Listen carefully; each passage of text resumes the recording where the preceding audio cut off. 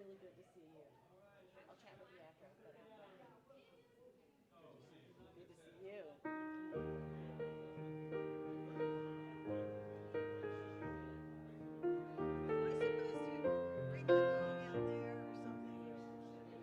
Yeah, when it's like one more minute, ring the bell.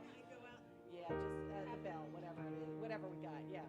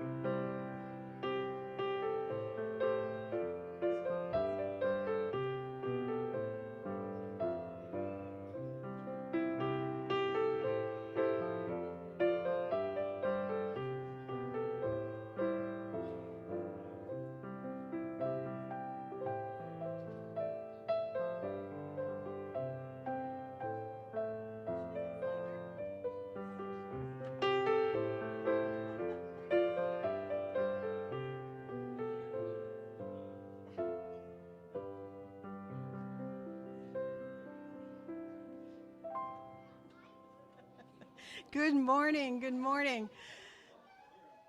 Good morning. I'm Valerie Greene. My pronouns are she and her, and it's so good to see all of you and welcome you today, especially welcome Reverend Maria back. It's so great to have her here. You look fabulous.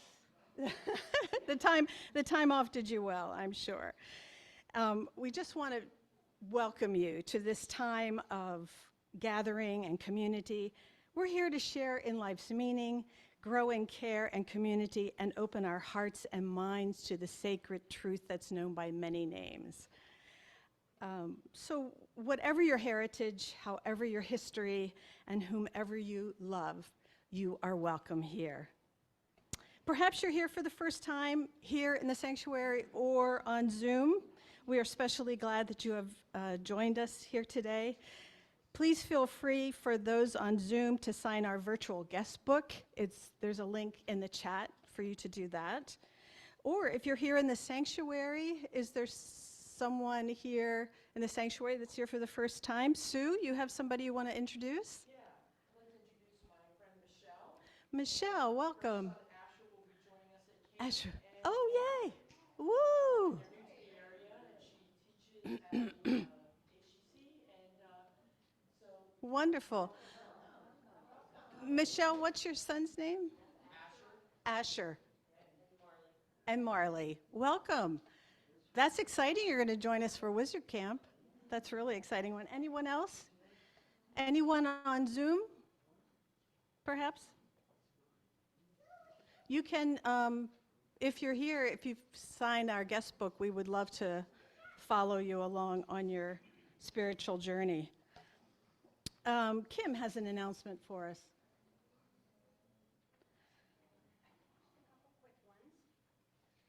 This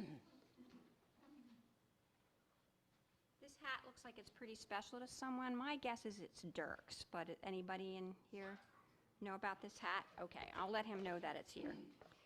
And I also want to let you know that right after church, we're going to need to have that hallway clear. Right now it's filled with some flea market items, so I need some help coordinating getting that out of there and into the flea market shed. I've been assured that we can shove some stuff around and there's plenty of room. And then we also need a couple of strong men and women right after the service just to help move the organ from there to there where the kids are sitting, because we're going to use all that space for their lunch area at camp this week. And that's it for me. Thank you. Thank you, Kim. And we'd like to say thank you while we're giving out thank yous to our tech team here in the sanctuary, our tech team on Zoom, how much we appreciate them. If you see them, after church, say thank you, because we really appreciate all the work that they go in.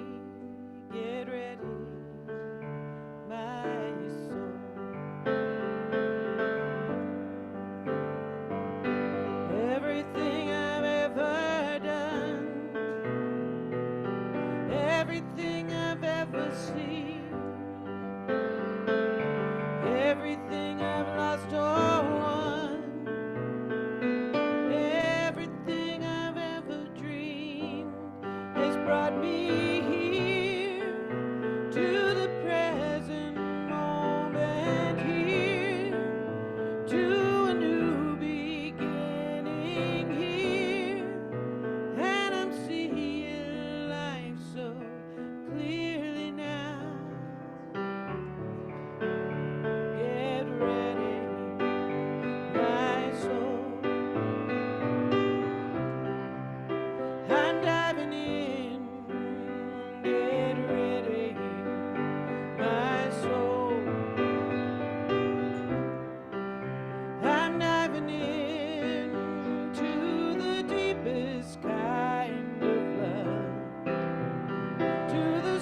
sweetest kind of life. Get ready,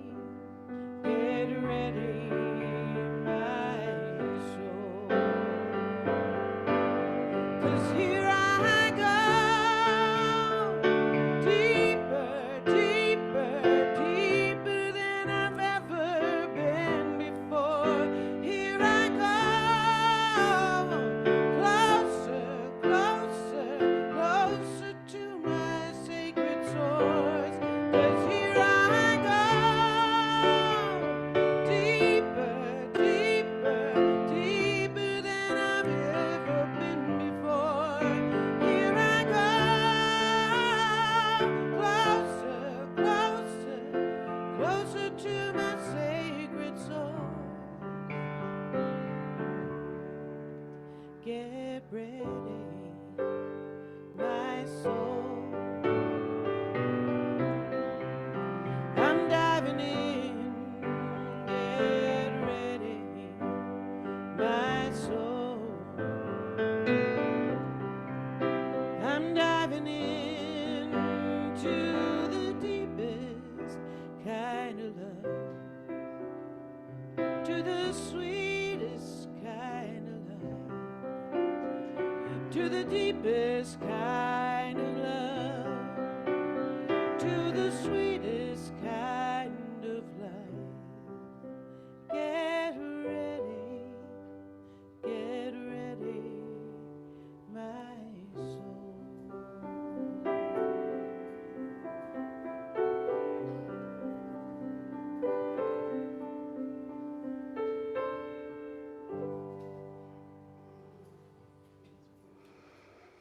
Thank you so much, Brenna. That's beautiful. Buenos dias, familia. Buenos dias. Got to brush up on your Spanish again, my people. Good morning. I am the Reverend Maria U.T. McCabe. My pronouns are she, her, and ella. And it is truly a joy to be here this morning on this beautiful August morning, to be here with all of you and to see your faces, old and new. As we enter this time of worship, invite us to remember that this land on which our fellowship stands, our beloved fellowship on which it stands, is the land, the ancestral land of the Susquehannock people. So may we honor in our hearts this land that has nurtured and empowered and enabled human life for so many thousands of years. And in this moment is just as abundant as it gets, right? It's just as abundant as it gets. One of the favorite parts of my drive here in the morning is when I turn from Route 1 on to 136 to come here to Route 22. And sometimes I have to stop myself from just driving like this because it's so beautiful, the fields and the hills, and it's just makes my heart sing. So let me add my welcome to the Unitarian Universalist Fellowship of Harford County. We're so happy you're here in the sanctuary or on Zoom. Welcome. We invite you to bring all of who you are. And know that in this place, your questions and your doubts are every bit as needed and important as your certainties and your gifts. You, all of us together, make this space sacred by our presence and by our intention. And this is where we come to renew our spirits and to reconnect to not only our faith, which affirms life and joy, but to that love abundant that is around us, always holding us, even when we don't realize it. I would like to begin, before we move forward, by lighting a candle. Aha, there it is. For not only the people of Ukraine and Russia, but people all over Europe and the world who are seeking to help the many refugees and to bring this war to a close.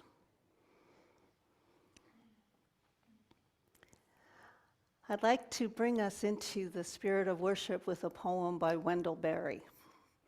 If Mary Oliver is the number one saint of Unitarian Universalism, Wendell Berry is number two, right? If you don't agree, we can fight about it later. Okay. This is called The Heron, and it's a beautiful picture. While the summer's growth kept me anxious in planted rows, I forgot the river, where it flowed, faithful to its way, beneath the slope where my household has taken its laborious stand. I could not reach it, even in dreams. But one morning, at the summer's end, I remember it again as though its being lift into mind in undeniable flood. And I carry my boat down through the fog over the rocks, and I set out and I go easy and silent. And the warblers appear among the leaves of the willows, their flight like golden thread, quick in the tapestry of the leaves. And I go on until I see, crouched on a dead branch sticking out of the water, a heron. So still that I believe he is a bit of drift hung dead above the water. And then I see the articulation of the feather and the living eye, a brilliance I receive beyond my power to make, as he receives in his great patience the river's providence. And then I see that I am seen. Still as I keep, I might be a tree for all the fear he shows. Suddenly I know I have passed across to a shore where I do not live. Welcome home, dear ones. Welcome to worship. Will you help us light our chalices, Valerie? Our chalice reading today, We Are a People of Beauty by Kimberly Ann Tamsick Carlson. Recognizing the beauty around us and within us in voice and spirit, we gather to light our chalice. May we savor the beauty of our abundance and diversity, always cherishing one another and our earth. May we remember to inhale the lushness in life and knowing that we are a people of beauty. Our opening hymn this morning is number 66, When Summer Sun is Shining. And we've got a beautiful day for that, don't we? Thank you.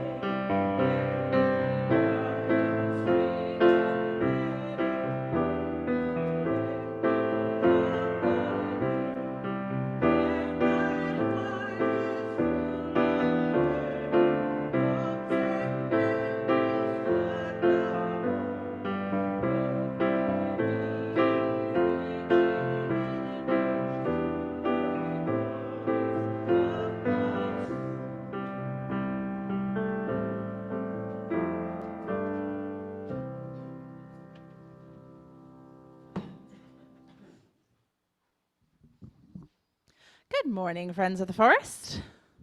So I am Jenn Blosser. I'm your Director of Faith Formation. My pronouns are she, her, and hers. And this morning I have a story for you about someone that I really, really love. Her name was Julian, and she came from England, and she lived in a town called Norwich. And there's a strong possibility I'm going to drift into a British accent while I tell you this. For those of you who don't know, I grew up in England, and very often when I talk about it, I just switch back. So please don't be surprised and come along with me on the journey. So Julian was an anchoress. Now, an anchoress was, this holy woman who literally lived in a little outbuilding of the church, a building attached to the church, just basically a room that existed on the outside of this church. And I just want you to picture that for a minute. Like, how fun? Do you wanna just move in? We'll build a little, just a little room.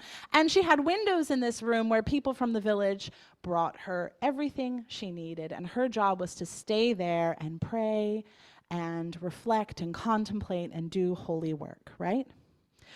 Well, Julian is also famous for having a cat. Several cats, in fact. She loved cats. And so I have this little imagined conversation between Julian and her cat that I would like to share with you. And it takes place in England in the springtime. And if you're unfamiliar with England in the spring, it is gray and rainy and chilly and drizzly for a very, very, very long time. And, we've just had winter. You're ready to go outside, you're ready for flowers, you're ready to play, but instead, here comes some more rain, and it's cold and it's wet. And what do cats not like being? Cold and wet, right? So the cat was sitting in the windowsill of one of Julian's windows, looking out from her little room on the side of this church across the field where everything was damp and dank. And the cat said, "That's it. I don't believe we'll ever see the sun again. This is it. We just suffered through this winter, and now everything is cold and miserable, and we're never going to see the sun, and everything is awful." And Julian said, "No, we'll see the sun again. I know that we'll see the sun again." And the cat said, "No, we won't. We have not seen the sun for weeks. We're not going to see it again now." And Julian said, "But all shall be well." And the cat said, "Nuh-uh, the sky is still spitting on us." And Julian said, "All shall be well." And the cat said, "No, it won't. The ground is soggy and muddy." And Julian said, "And all manner of things shall be well." And the cat said, "How can you know that? How can you know it will all be fine and that we'll see the sun again?" And Julian said, "I don't know. I trust." Because that's the difference, isn't it, between something you can believe in because you can see it and you can hold it and you can touch it, and something you have faith in is that you trust in it. And Julian explained to the cat that her faith is like sunshine. Because even on this dark and dreary and miserable day, they could still see outside, because even through all this heavy rain, the sun was still coming through.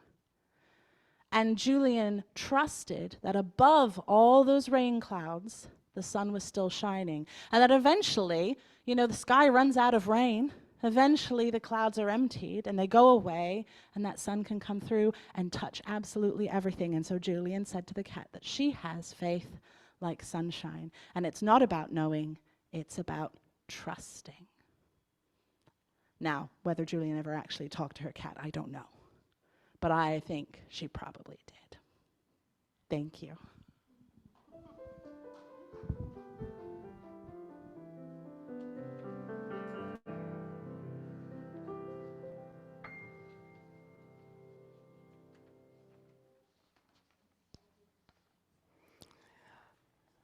Muddy and spotty. I love it.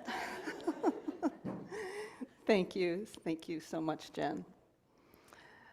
She was an incredible, wise woman, Julian of Norwich. This is the time in our service on Sunday where we have our candles of sharing. And this is a time when you are invited, either virtually or here in the sanctuary, to share a joy or a concern, a sorrow, whatever's on your heart as you come into this community today.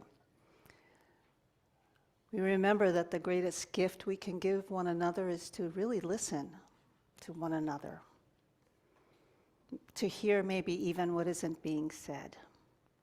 So I invite you to do that. I do remind you that this is not a time for church announcements. We have time for those later, after the service or beforehand. And I do ask you, if you are going to share a part of someone else's story, to please make sure you have their permission. If you're on Zoom, please put your name in the chat so I can call on you, make sure that you are heard. And if you are in the sanctuary and would like to share, please come forward and use that microphone. Brenna? Valerie, would you help us with the words of our offering, please? Certainly. Friends, this community offers ministry of community care, pastoral care, social justice, and we only do that with your financial support. Every single pledge, every single donation make a big difference. We've made it easy for you to share your generosity. We're putting a link in the chat for Zoom folks right now for you to click and make your contribution securely via credit card. Or you can obtain our address and mail a check at www.uufhc.net. We thank each and every one of you for your support. There has never been a greater need for a progressive, inclusive, and loving religious community. Blessed be.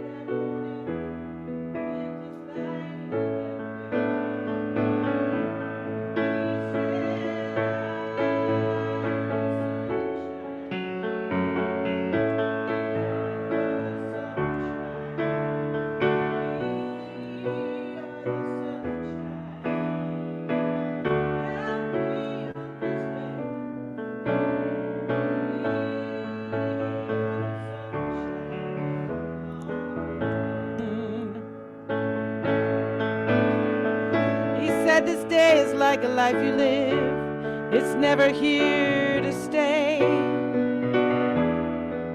because your time is always running by like the sun across the day.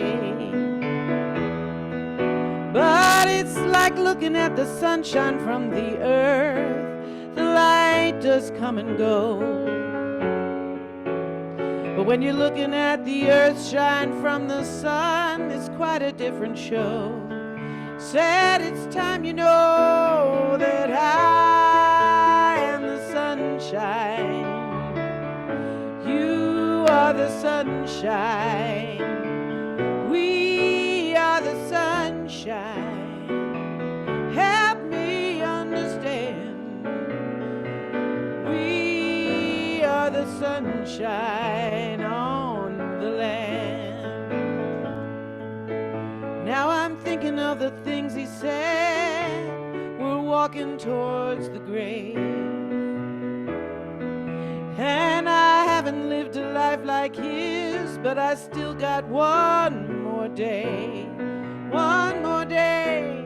Now you could say it's only flesh and bone, the life that's in your hands, but I like to think it's something more, like sunshine on the land, and that I am the sunshine. You are the sunshine. We are the sunshine. Help me understand that I am the sunshine. You are the sunshine. We are the sunshine on the land. We are the sunshine on the land.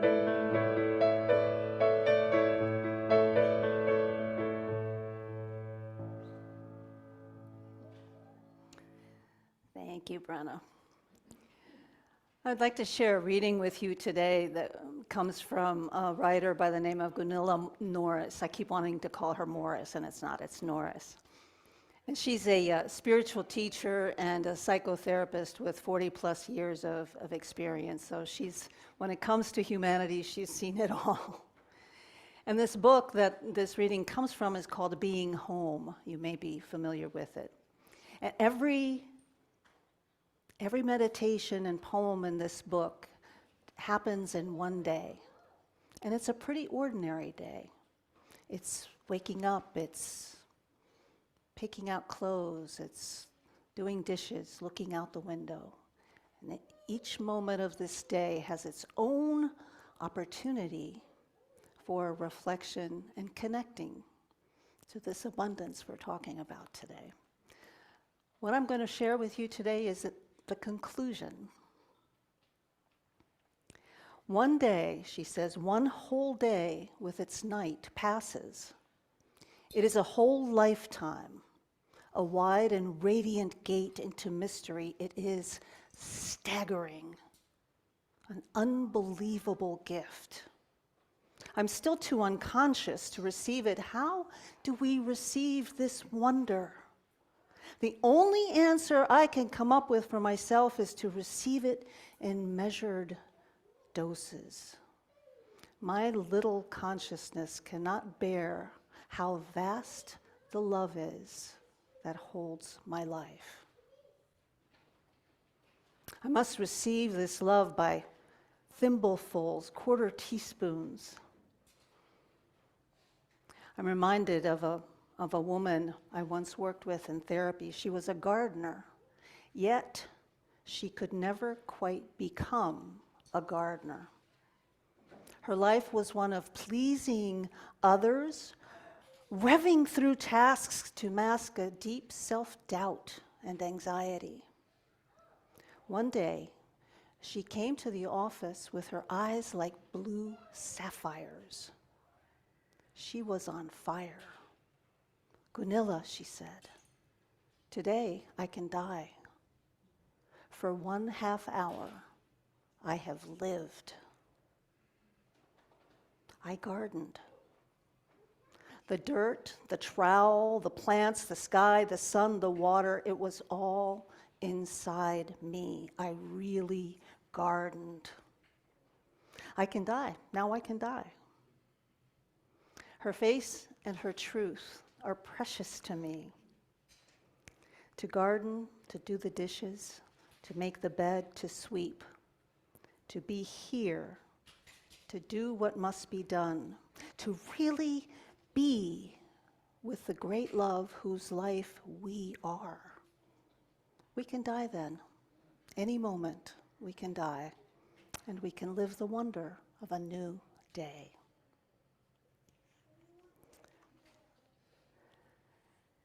Where she says, my little consciousness cannot bear how vast the love is that enfolds my life.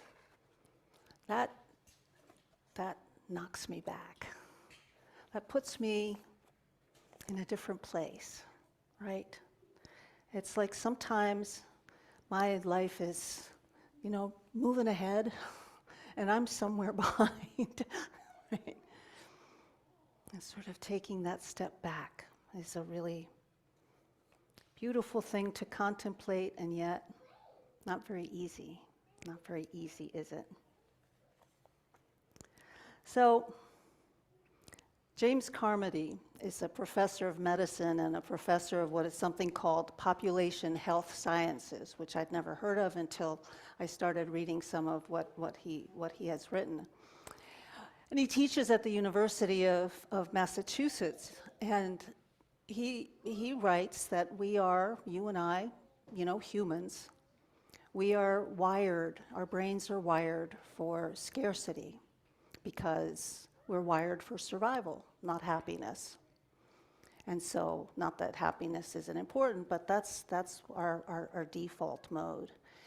And he explains further that what happens, and I know this is true for me, it may be true for you, but it's definitely true for me, that what happens is that we can get into this place where we're constantly imagining the future that we want, right? My child is going to go to college, my child is going to do this, I'm going to retire at this age, this is, we constantly, and while we're imagining that, we're also imagining all the stuff that could happen that will derail that dream, right? So it's like, again, it's like life is moving along over here, and we're somehow back, or I am anyway, back here thinking, well, okay, all right, so this didn't happen. My child was supposed to know how to ride a bike at this age, and they don't. I mean, that's a dumb example, but you know what I mean. Or something even deeper, right? This wasn't supposed to happen. There's a lot for us to worry about. If you're someone who frets like I do, there's a lot to fret about. Not only around us in the world, but here in our fellowship, right? There's COVID, there's budget issues, there are money issues, overturning of Roe v. Wade, climate change, a society that actually depends on systemic injustice for it to work. If we prioritize only survival over happiness, we can get stuck in that loop. Not that we shouldn't think about what threatens our survival, we should. But if we turn out to be that person who's, in line with their kids to get on a ride at Disney World, and we're on a Zoom call, maybe it's going too far. Or I don't know, maybe Zoom is a good escape from Disney World, who knows? If we're worrying all the time and don't know how to stop, it's a painful place to be. I was in that place at the end of June. I'm ashamed to admit it, but I was. I felt consumed with worries about my family, about the fellowship, about you all, about trying to make the right decisions, about not knowing. I felt exhausted. I didn't know how I had gotten there, but I did. I mean, exhausted to a point I don't remember having. And I'm really fortunate because of the way our work schedules as ministers are. We work 6 days a week, and then it gives us the opportunity to have a nice big chunk of time in the summer. And I was telling Valerie and Brenna, I think, that I was taking a 2-hour nap every day and sleeping 9 hours at night until sort of, and praying and thinking and reflecting and trying to figure out how did I contribute to this, right? What was propelling me into this space that's not healthy for anybody?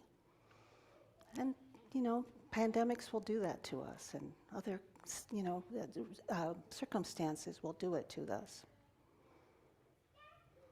And coming back this week, it was great to see, some of you were here, it was great to see that, there were hallway conversations going on in the admin wing, right? People were dropping by to say hello to Karen, to say hello to me. There were people still working on the trees and trying to fix the damage to the, school, because if you see the pile of mulch back there, there were a lot of trees down and a lot of people working really hard. And it was beautiful. It was beautiful to catch up, hey, how's your summer going? How's this?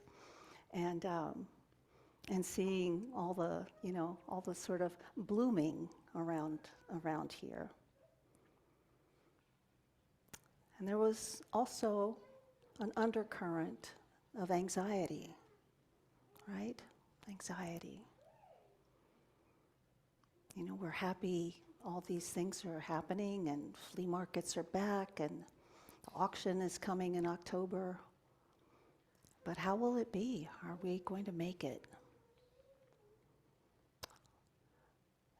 Will it ever be like it was? Will there be enough resources to sustain us?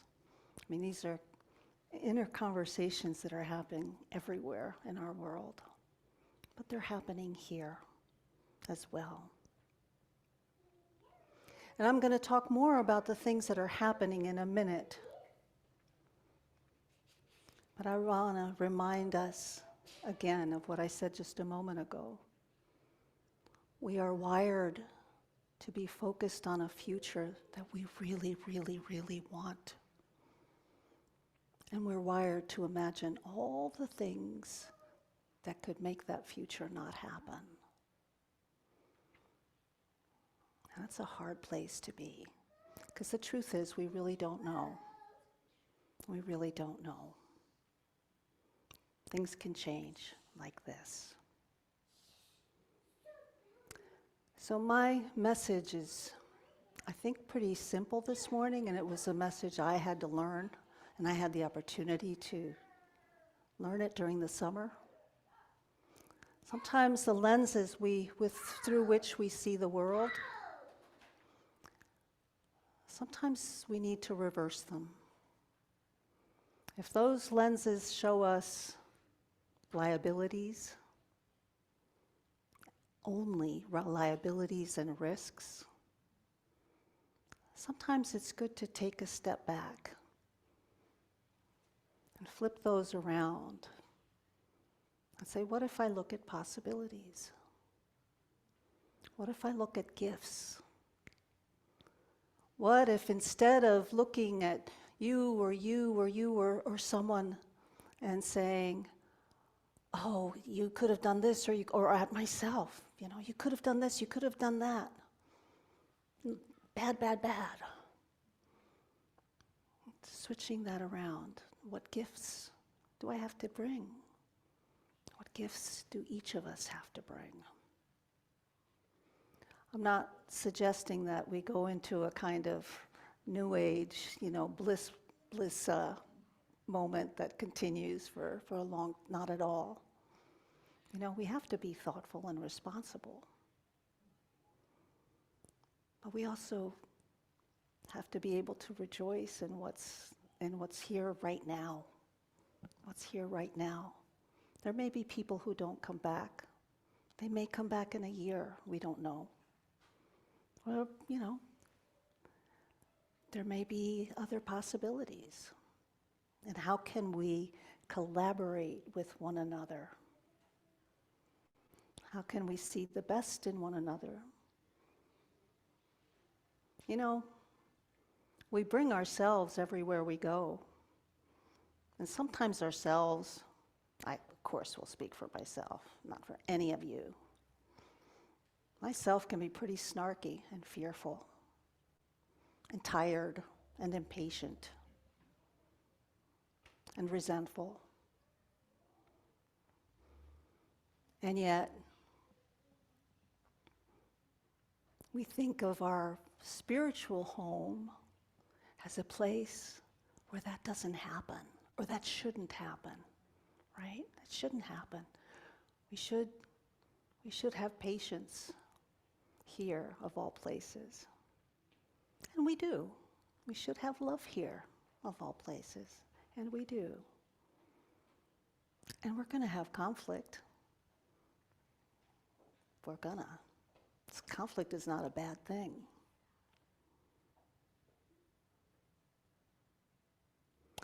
Spiritual director I worked with for many years, and I'm sure I've shared this with you before, but it bears repeating. She always said to me, we were not meant to be God's workhorses. We are meant to be the overflow of God's love. Now think about that for a minute. That's what I'm talking about, right? The different lens, right? The different lens.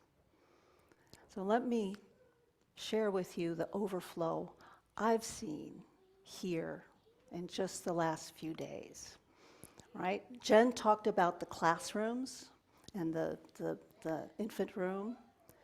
They're spectacular. We're going to have an open house after in-gathering so everyone can see what these rooms, how they have been, cleaned and much repainting and all kinds of wonderful stuff. And it's a fresh space, which is beautiful. That's an overflow of love, right? Because you feel more love in a room that doesn't have mildew in it anymore. I will speak for all of us when I say that. If you haven't been in the kitchen, look at the beautiful countertops in there. It's like I feel like I'm walking into one of those model areas in Home Depot. Ooh, get this kitchen. You can have this kitchen too. And there's going to be a new floor in there. And the cabinets are going to have their doors. Don't worry, it's not going to be a tell-all kitchen, but it's just gorgeous. It's an overflow of love. The tree cleanup, the mulch, the repairs to the roof, the fact that we were fortunate that it wasn't worse. It's an overflow of love. In September, we will celebrate Covenant Sunday, possibly here for the first time. Rob or somebody can tell me if that's wrong. They may be wrong, but the Covenant Task Force has been working really, really hard over the last many months, and we're excited to bring to you a draft of a congregational covenant.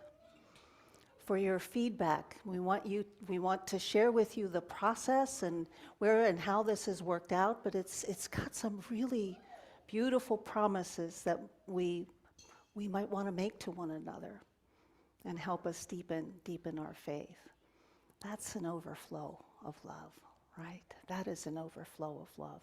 The membership committee has a whole plan for not only starting up membership classes, but for attending different kinds of events so that we can share happily with other people who we are and where we are, and that this is a place where we affirm a life-affirming belief system and justice system and reproductive justice for all.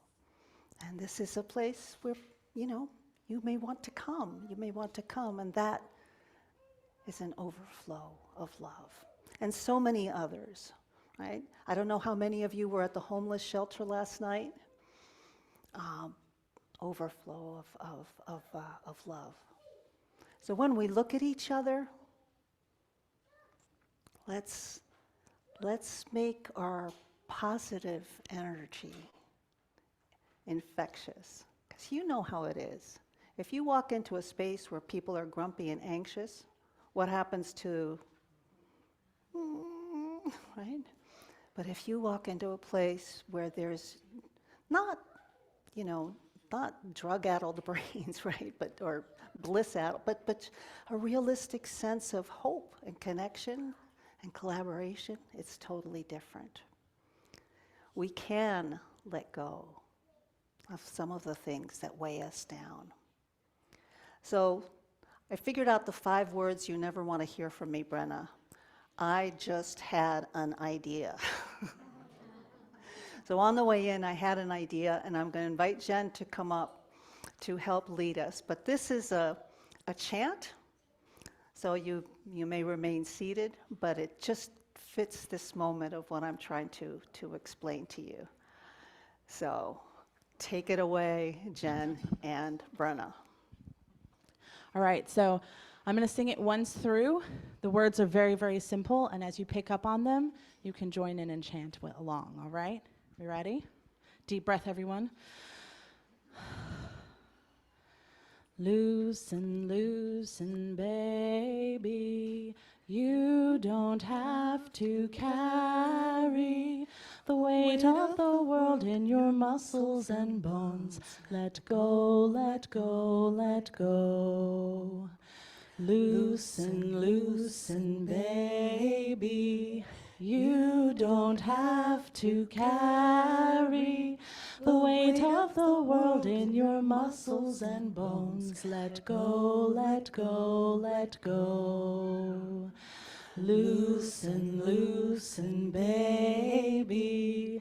You don't have to carry the weight of the world in your muscles and bones. Let go, let go, let go. Loosen, loosen, baby.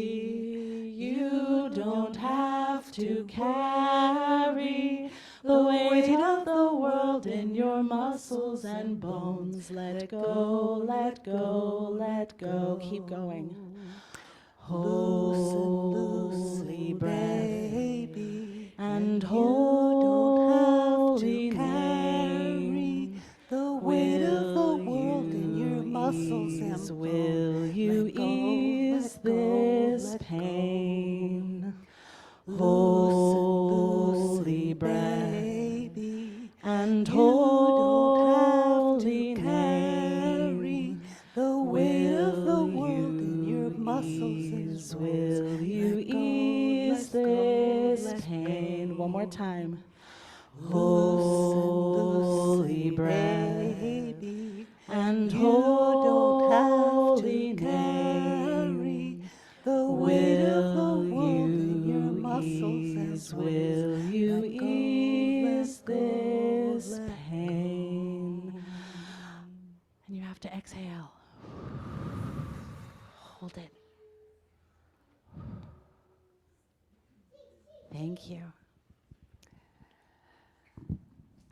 At the end of every yoga practice, we place our hands like this and either put them under our chins, under our mouths, or by our foreheads. And we say, Namaste. The light in me honors the light in you. Will you say it with me? Namaste. The light in me honors the light in you. Ashe, amen, and blessed be. So let's join together in our closing hymn, which is either number 21 or 22. 22, right? 22. You may rise and body your spirit.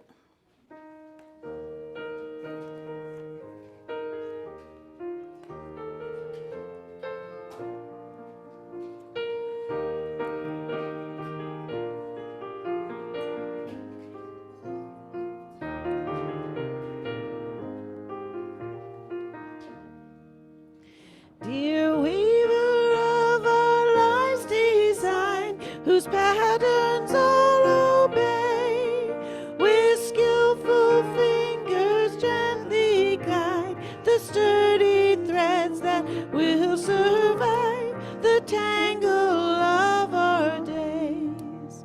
Take up the fabric of our lives with hands that gently hold, bind in the ragged edge that care would sunder and that pain would tear, and mend our raveling souls. Let eyes that in the plainest cloth a hidden beauty see, discern in us our richest hues, show us the patterns we may use to set our spirits free. Thank you. After our postlude, I invite you to stay for fellowship on Zoom or stay for fellowship here in the sanctuary. And in the meantime, I offer this blessing. May the light in you be seen by the light in others. And may you be blessed by the thousands of light around you. Amen. And now, we're going to go old school. Yeah, so if you want to sing out. If you want to sing out. If you want to dance out, go for it. Well, if you want to sing out, sing out. And if you want to be free, be free. 'Cause there's a million things to be, you know that there are. And if you want to live high, live high. And if you want to live low, live low. 'Cause there's a million ways to go, you know that there are. You can do what you want, the opportunity's on. And if you find a new way, You can do it today. You can make it all true, and you can make it undo. It's easy. You only need to know. Want to say yes, say yes. And if you want to say no, say no. 'Cause there's a million ways to go. You know that there are. And if you want to be me, be me. And if you want to be you, be you. 'Cause there's a million things to do. You know that there are. You can do what you want. The opportunity's on. And if you find a new way, you can do it today. You can make it all true, and you can make it undo, you see. It's easy. You only need to know. Well, if you want to sing out, sing out. And if you want to be free, be free. And there's a million things to be. You know that there are. And if you want to live high, live high. And if you want to live low, live low. 'Cause there's a million ways to go. You know that there are. Well, if you want to sing out, sing out. And if you want to be free, be free. 'Cause there's a million things to be. You know that there are. And if you want to be free, out. And if you want to be free, be free. 'Cause there's a million things to be. You know that there are. You know there are. You know there are. You know there are. You know there are. You know there are. You know there are. You know there are.